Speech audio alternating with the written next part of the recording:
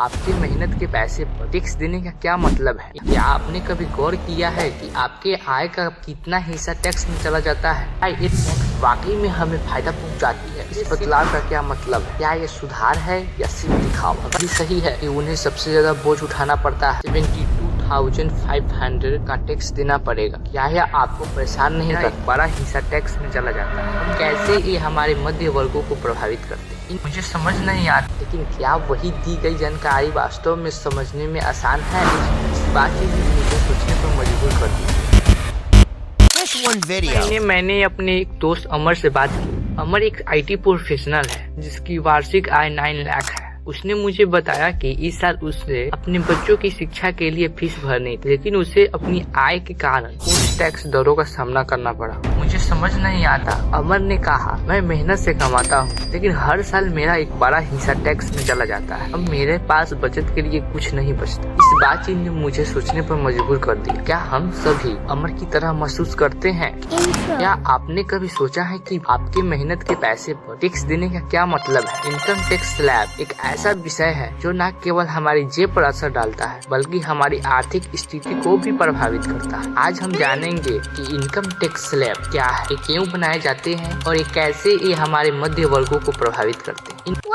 Income tax slab वे दरें होती है जिसके आधार पर हम अपनी आय पर टैक्स का भुगतान करते हैं। भारत में इस स्लैब को सरकार द्वारा हर वित्तीय वर्ष में संशोधित किया जाता है। क्या आपने कभी गौर किया है कि आपके आय का कितना हिस्सा टैक्स में चला जाता है? 2023-24 टैक्स स्लैब 0 से लेकर 2.5 लाख के बीच पुराना टैक्स स्लैब शून्य था और नया टैक्स स्लैब सिस्टम भी शून्य है। 2.5 लाख ₹1 से लेकर 5 लाख रुपीज तक पुराना टैक्स स्लैब 5% लगता था और नया टैक्स स्लैब 5% है। लेकिन धारा 87 के तहत कुछ छूट उपलब्ध है। 5 लाख ₹1 से लेकर 10 लाख रुपीज तक पुराना टैक्स स्लैब सिस्टम 20% था और नया टैक्स स्लैब सिस्टम 20% है। 10 लाख ₹1 से लेकर 12.5 लाख तक पुराना टैक्स स्लैब 13% था और नया टैक्स स्लैब 13% ही है। 12.5 लाख ₹1 से लेकर 15 लाख के बीच पुराना टैक्स स्लैब 13% है और नया टैक्स स्लैब भी 13% ही है। और 15 लाख से अधिक पे पुराना टैक्स स्लैब 13% था, नया टैक्स स्लैब भी 13% ही है।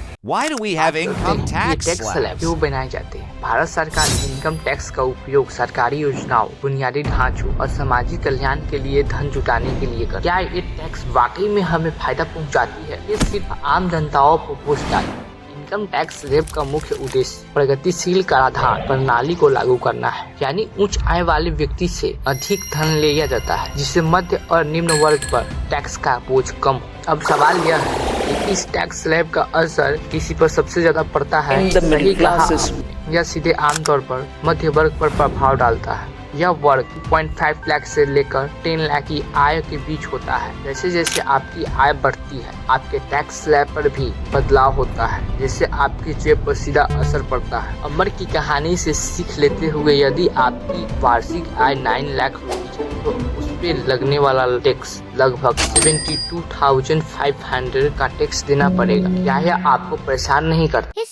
इनकम टैक्स स्लैब का इतिहास काफी दिलचस्पी है। 1949 में पहली बार टैक्स की दरें तय की गई और तब से लेकर आज तक कई बदलाव हुए हैं। 1949 to 50 टैक्स दरें काफी ऊंच थी, 97.75% तक पहुंच गई। तो 93 डॉक्टर मनमोहन सिंह ने आयकर स्लैब को सीमित कर दिया। 2023 to 24 वर्तमान वित्त मंत्री ने नया टैक्स सिस्टम में बदलाव किए। इस बदलाव का क्या मतलब है? क्या ये सुधार है या सिर्फ दिखावा? अगर आप इनकम टैक्स स्लैब के बारे में और अधिक जानना चाहते हैं तो आपको भारत सरकार की आधिकारिक वेबसाइट पर जाना चाहिए। लेकिन क्या वही दी गई जानकारी वास्तव में समझने में आसान है? इनकम टैक्स स्लैब का सबसे अधिक प्रभाव मध्य वर्ग पर पड़ता है। उन्हें न केवल अपनी आय के अनुसार टैक्स भरना पड़ता है बल्कि कई बार उन्हें छूट का भी लाभ नहीं मिलता है। क्या यही सही है कि उन्हें सबसे ज्यादा बोझ उठाना पड़ता है?